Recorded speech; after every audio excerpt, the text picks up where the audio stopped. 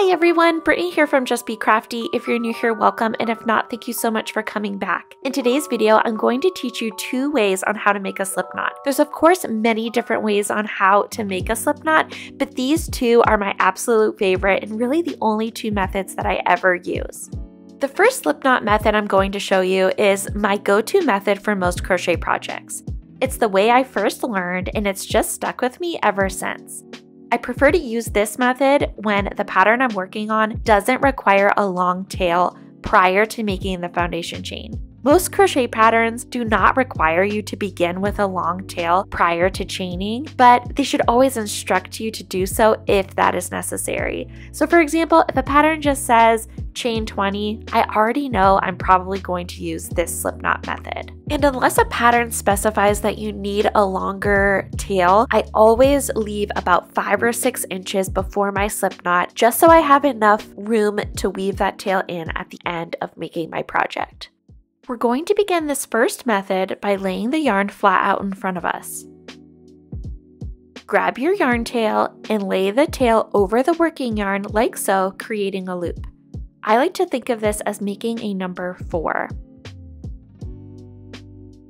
Next, wrap your yarn tail around the back of the 4 you just made, creating a second loop. Grab your yarn tail and insert it into the second loop you just created. Now using both hands, gently pull on the yarn tail in the first loop you created to tighten the knot.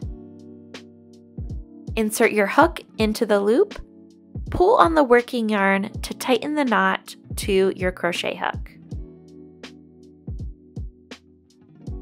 You've just made a slip knot. Feel free to pause and rewind as you need to. Let's try that again. We're going to start by laying our yarn flat out in front of us. Grab the yarn tail and lay it over the working yarn like so, creating a loop. I like to think of this as making a number 4. Wrap the yarn tail around the back of the number 4 we just created, creating a second loop. Grab your yarn tail. Insert your yarn tail into the second loop we just created. Using both hands, gently pull on the yarn tail in the first loop we created to tighten the knot. Put your crochet hook into the loop, pull on the working yarn to tighten the loop to our hook. We've just made a slip knot and we're ready to crochet.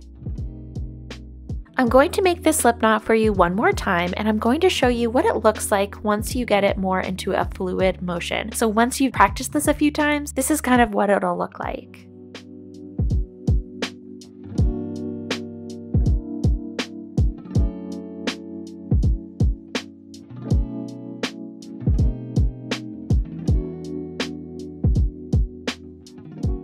This slip knot method is my second favorite for making a slip knot and one I learned a few years ago. This is my go-to slip knot when a pattern requires a long tail prior to chaining. Or this is the method that I typically use for knitting for the long tail cast on.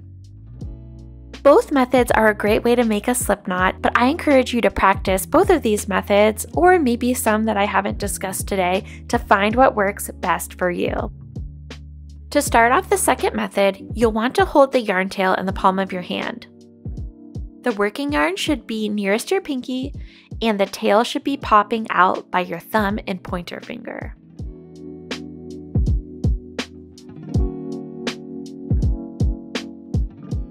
Now take your yarn tail and wrap it around your pointer finger 2 times. Secure the yarn tail between your thumb and middle finger.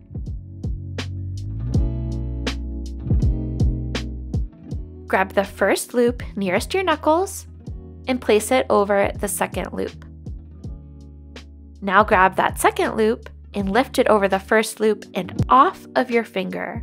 Extend your pointer finger upward to tighten the knot, insert your crochet hook into the loop, and pull on the working yarn to tighten. You're now ready to crochet. Let's go ahead and try that again. Hold your yarn tail in the palm of your hand. The working yarn should be nearest your pinky, and the tail should be popping out by your thumb and pointer finger. Take your yarn tail and wrap it around your pointer finger 2 times.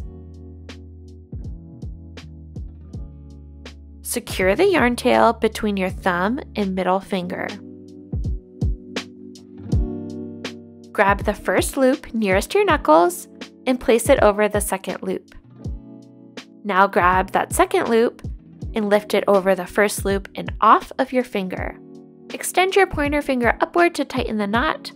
Insert your crochet hook into the loop and pull on the working yarn to tighten the knot. You've just made a slip knot and now you're ready to begin your foundation chain. I'm now going to show you this method one more time, but in more of a fluid motion. So once you practice this a few times, this is what it should look like.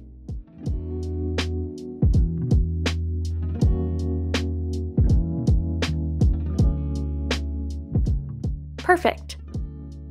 And there you have it. 2 different methods on how to make a slip knot for complete beginners. I hope you found today's tutorial helpful, and if you did, make sure you give the video a thumbs up, and if you haven't already, be sure to subscribe to my channel so you never miss a new tutorial. Thank you so much for watching. Bye!